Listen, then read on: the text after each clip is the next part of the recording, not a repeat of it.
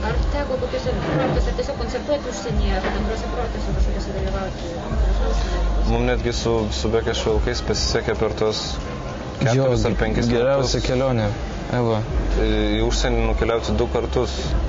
Važiavome į Portugaliją, į Lisaboną, kai dar buvome labai jauni, dar grojome 5.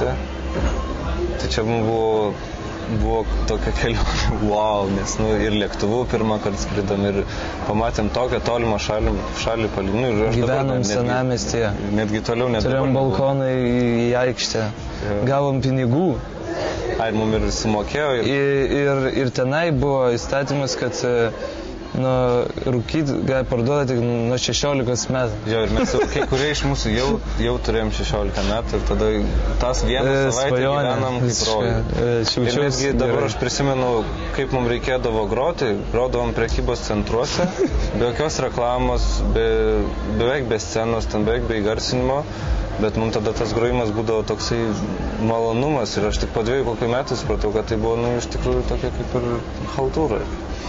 Bet tada atsimenu, kad labai gerai. Ir šiemet buvom Ukrainai. O šiemet į Ukrainą nuvažiavom į festivalį, folk jazz festivalį. Įdomi, ką? Irgi įdomi. Pasisekė. Kas finansavo tokias keliones?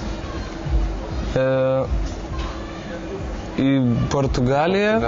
Į Portugaliją mes skridom reklamuoti, kaip nereklamuoti, ką žinau, reklamuoti. Galime pristatyti nesenai Europos Sąjungą įstojusias šalis.